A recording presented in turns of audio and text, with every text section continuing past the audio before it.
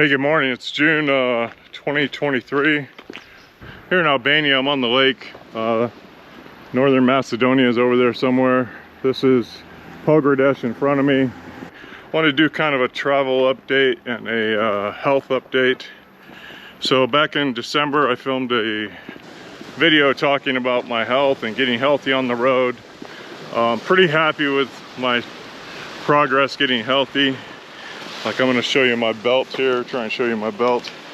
So I had about 4 inches on that when I left, and now it doesn't wrap all the way to my back, but that's the goal. I'm not going to cut it. I've got 2 belts that are exactly the same, and I'm trying to get them to wrap all the way to the back. They get about 3/4 of the way around, or a third of the way around, I guess. But that's the goal, and I don't even know if it's realistic. I haven't measured that, but you know, every time I tuck it in like I am right now, you know, that back belt loop, I always take note of where that is, and you know, makes me happier, makes me work harder. So getting healthy on the road and traveling, you know, I went to Saranda in, I think it was June 1st with or no, I don't remember. Everything's confused. It wasn't June 1st. But I went to Saranda with 2 solid months of doing nothing but like really focusing hard on getting healthy, like I did when I went to Albania for the first time, or the second time, first long-term trip to Triana. Very regimented. And it's funny, after I made that first video about my health, like a couple days later, I caught this Huberman Lab video that talked about everything I wanted to work on and get better. And you know, I watched the video like 5 times.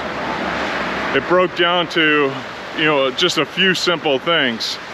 Go to bed at the same time every night, control your diet, get some exercise, get some morning sun. And so for the first month in Saranda, I was very regimented. It was hard because there were nights where I'd be laying in bed for, you know, an hour, 2 hours, 3 hours, trying to go to sleep, using all my little tricks, and you know, I just couldn't get to sleep. So I kept working on my diet, kept working on my, you know, when I ate food and what foods I ate. And it just kept getting better and better. And the weird thing is I gotta tell you, going to bed at the same time every night is the hardest thing in the world for me, but it seems to have the biggest effect. It's just dramatic. And you can go back into Huberman Lab and watch a bunch of his videos, and you'll see what I'm talking about with sleep. You know, if I had to credit one thing with giving me the strength to stay on my diet, giving me the determination, and providing me with the most benefits, I would say it's getting to sleep at the same time every night.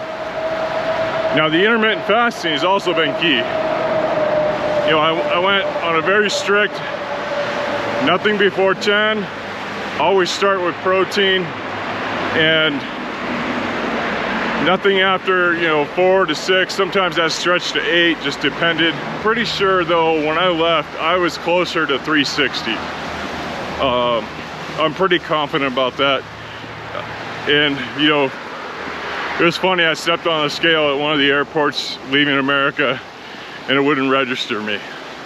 I stepped on the scale in the bathroom in the hotel, and I hope I didn't break it, but it wouldn't register me. So I'm pretty confident I was a lot closer to 360, and I think there was a couple doctor's visits there that had me pegged about 355, and then, you know, I was just putting on weight until the day I left. So when I got on the airplane in Boston, you know, I'm sitting there with both hands, I'm like, you know, doing the whole muscle pose with the seatbelt, trying to get that thing closed. And I got that. It wasn't so bad going San Francisco to Boston, but Boston to Ponta Delgata, you know, it was just, I got that thing buckled and there was no way I was gonna undo it. 9 p.m. to 6 a.m. Couple time zones there, shorten it, but I wasn't getting out of that chair for anything until that plane was on the ground one way or the other, because I didn't think I could get that seatbelt buckled again, and I for damn sure wasn't gonna ask for an extender. So fast forward, on my way to Albania, on my way headed to Saranda to really get serious about my weight, I get on the plane in London and I'm taking a picture. I don't know if I still have it, but I'm taking a picture down like this with my phone, and the lady sitting across the aisle from me, she's just looking at me weird. She's like, you know, kind of looking out of the corner of her eyes, thinking I'm taking a D-pic or something. And I'm holding the seatbelt out, and I saw her like checking me out, and I said, no, I'm just trying to get a picture of this seatbelt without being indecent, because it shows, you know, my progress losing weight. And she kind of laughed, but it was a funny situation and made me feel good. So, intermittent fasting,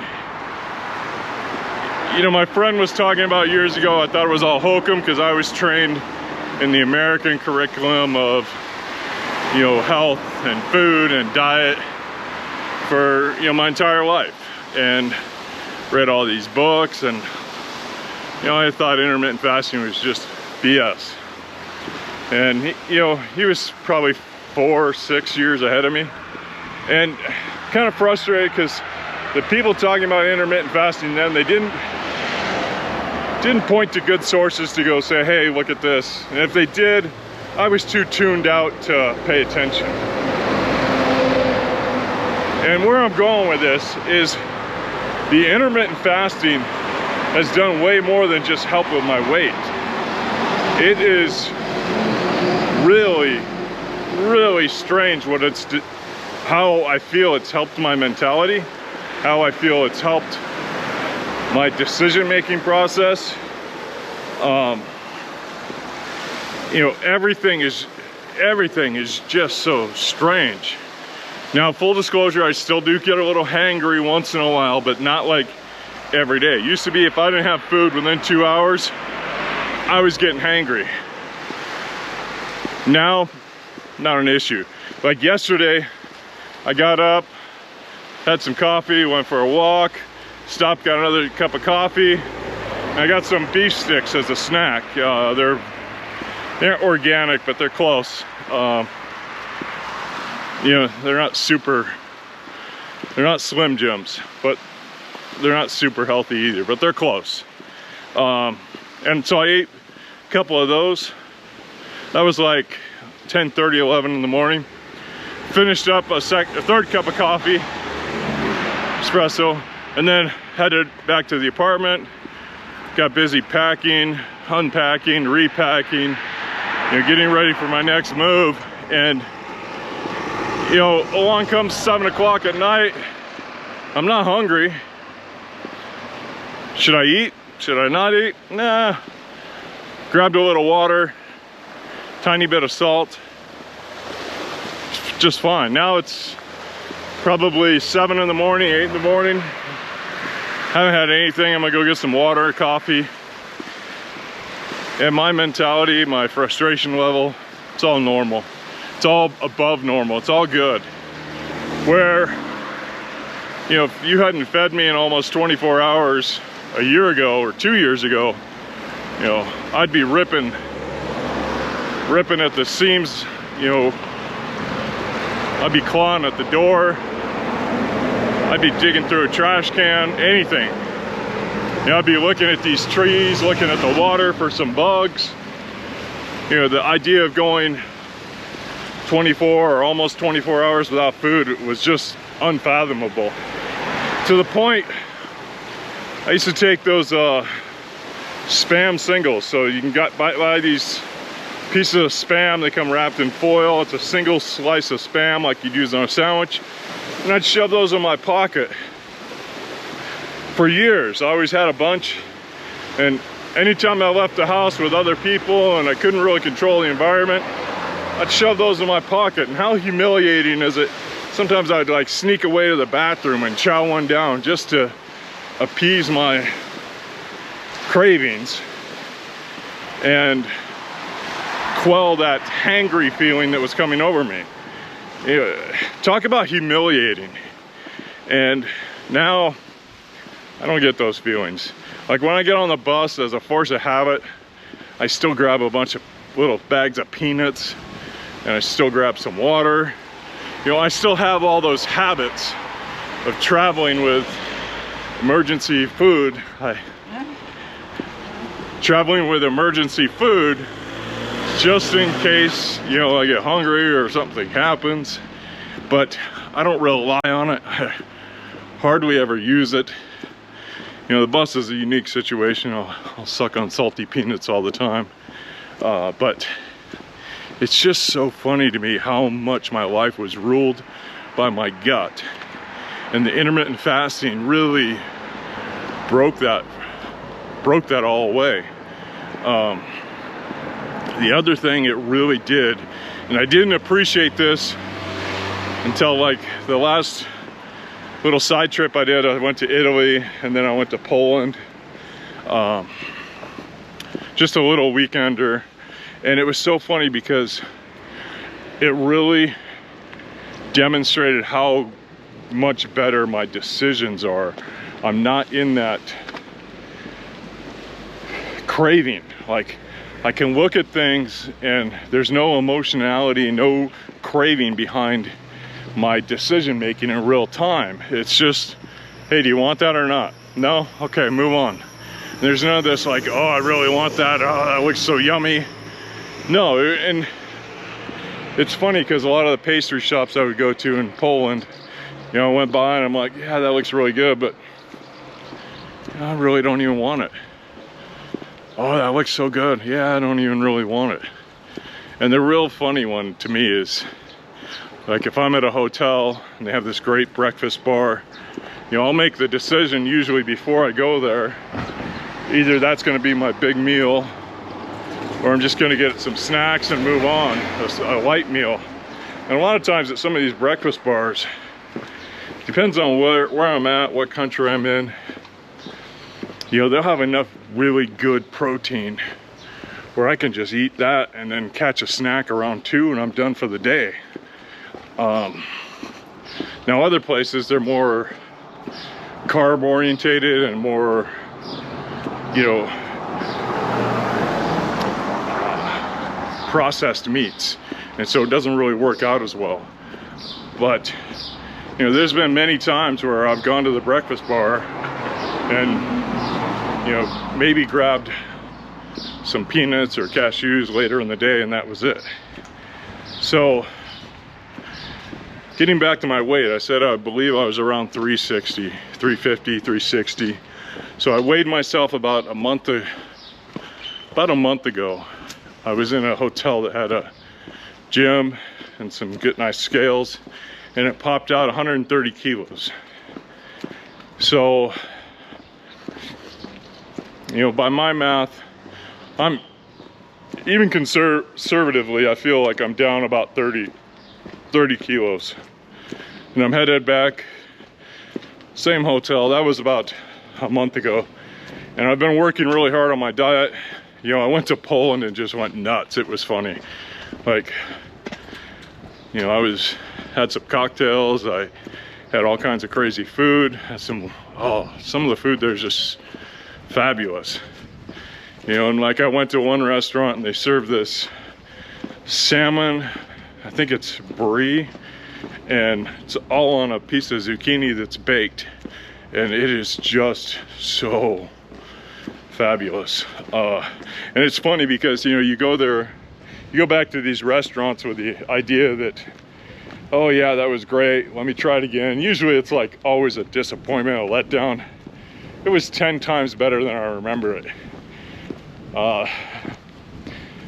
And I may or may not share that restaurant because they do a great breakfast and they are locally priced and they're in downtown. So you can go there, or you can go, you know, 3 blocks away, pay 6 times as much and get a lower quality breakfast.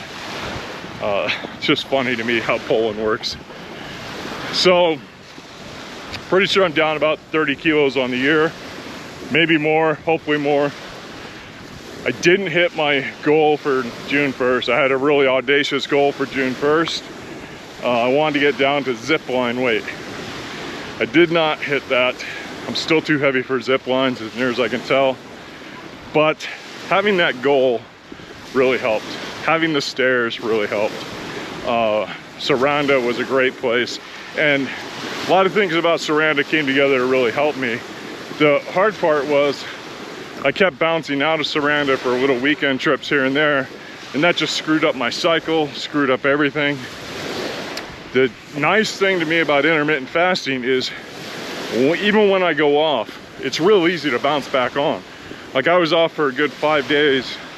You know, I was trying to do it, but I wasn't doing a good job. There were just too many things I wanted to try and enjoy in Poland and Italy. So, you know, I tried a little bit, but what are you gonna do? You know, when am I ever gonna be back to Italy? Well, maybe next month, but you get my point. So getting back to this, the really crazy thing to me about intermittent fasting is in the past, especially when I was young, it would take a long time to slip down into compliance of a diet. You know, I'd start a diet or this or that, and it would take a really, really long time to get back into compliance. And with intermittent fasting, I think the longest it's taken me is 3 days. Now, mind you, when I do that, I'm right back on the same, you know, go to bed between 10 and 11, sometimes midnight, but try to get 10 and 11, and, you know, get up, get the morning sun, get that rhythm, circadian rhythm set, and just really, you know, work it. Drink lots of water, obviously, lots of salt.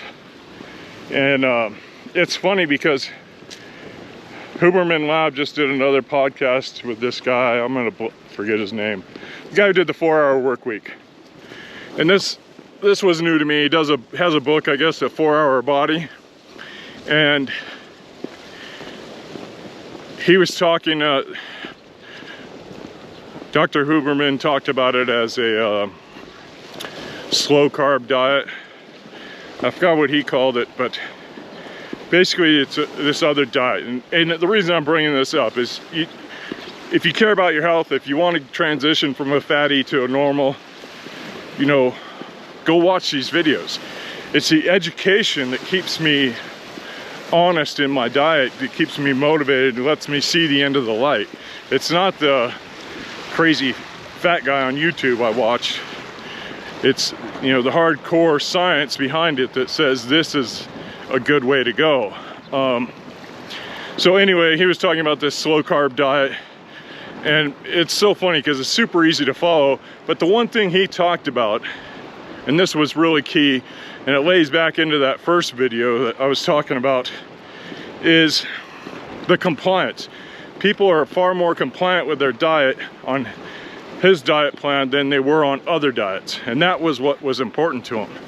So going back to the first video I watched with Huberman on this subject, where he mentioned intermittent fasting, he talked about how it's easier to just deny yourself than to try and taper or portion. It's something to do with your mind. And I don't fully get it, but you know, I was watching a bunch of other podcasts, and there was one of these gals from, one of these ladies from Biggest Loser, I guess, and they asked her about sweets. And she's like, nope, never, none. She's like, it's easier just say no than to have one. So I have one, it'll get that craving back, and I'll just go find myself doing it. And,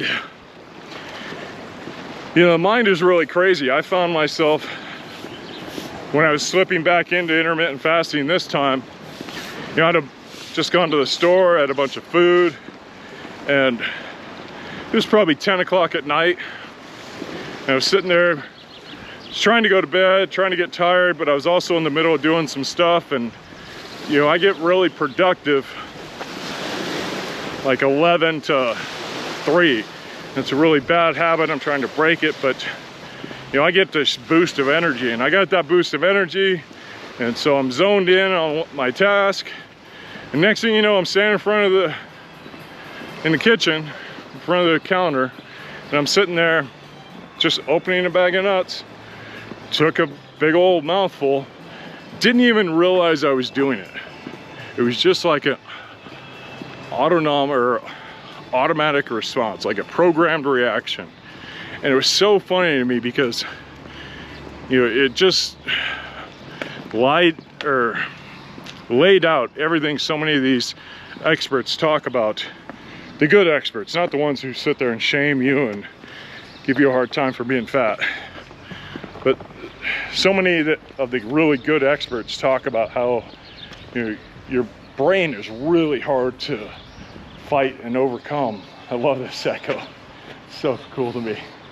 But how your brain has these hardwires, and it's really hard to overcome those urges sometimes. And you have to constantly be conscious of those and just tuck them away. And so, you know, seeing that in real time and seeing that happen to me, and, you know, understanding that that's a real thing and not just my weakness, really invigorated me to do better. Now, I did finish the nuts, and I did stay up probably till 5 and finish the task I was on. But then, you know, like I said, that was in the transition phase back into my schedule, and and it actually made my schedule transition a lot easier because I made sure I didn't sleep the next day. I made sure I didn't get caffeine after 2. So come 10 o'clock, you know, I was struggling to stay up, and boy, I was out. 10:01, you know, my head hit the pillow. 10:02, I was out. So it all worked out, right? But seeing that in real time and experiencing that in real time really just, you know, gave me a boost of motivation, a boost of encouragement. And, you know, yeah, it was a little bit of a failure, but more than that, it was a learning curve. It was learning that, hey, this stuff is real. You know, all that stuff they're saying about this isn't just hokum, isn't just bullshit. You know, you've done the study, you've checked it out yourself. The other thing this guy talked about in the most recent podcast was protein in the morning, And I noticed this and played around with this like 5-6 years ago. I'd go to Costco, I'd buy this box of chips. You get the little 2-ounce bag of chips. And so, trying to be conscious and but still enjoy life, you know, okay, you get 1 bag of chips. And I could stick to that 1 bag of chips pretty easily. It was a pretty easy routine for me. Where I ran into problem is if I had anything sweet in the morning. And so I started playing around with this. If I started my morning with a donut or, you know, anything sweet, I was craving food all day. Like a couple of days, you know, I was in this real binge cycle. I wouldn't eat for a day or two, and then I couldn't stop eating all day. It's really having a lot of other problems at the time, but that was one of the little oddities that was going on with me. So I'm playing around with this first meal concept and trying to see what it means and figure it out.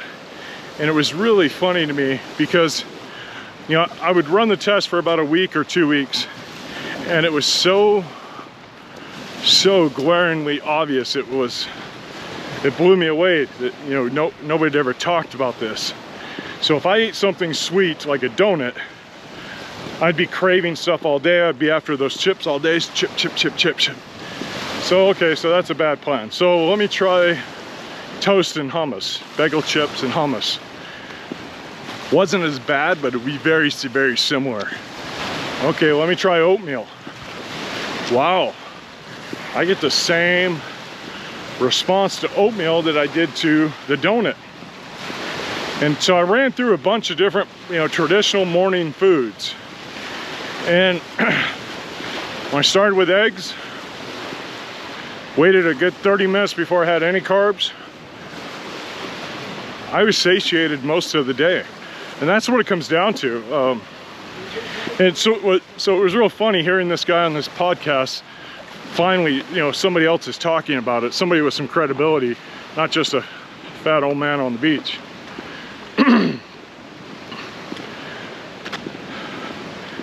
So, where am I at, travel-wise? Travel-wise, I got some other health issues. I need to head back to America, go see a doctor. You know, just some lingering shit. Mentality, man, I'm telling you, the exercise, the diet, you know, not being so tied to my desires and whims. I attribute a lot of that to the intermittent fasting and just being in a better mental space. You know, I was talking to somebody the other day and I was trying to think, when was I ever this happy and healthy? And you know, I want to say pre-9/11 was probably the last time I was this happy and healthy. I weighed a lot less back then, but I'm getting there. And I'll be there soon. But to have the combination of happy and healthy, you know, I would say pre-9/11. And, you know, that's a really good feeling. So, has travel worked out for me? Yeah. Have I gone as many places as I wanted to? No. Am I trying to take advantage of every opportunity? Yes.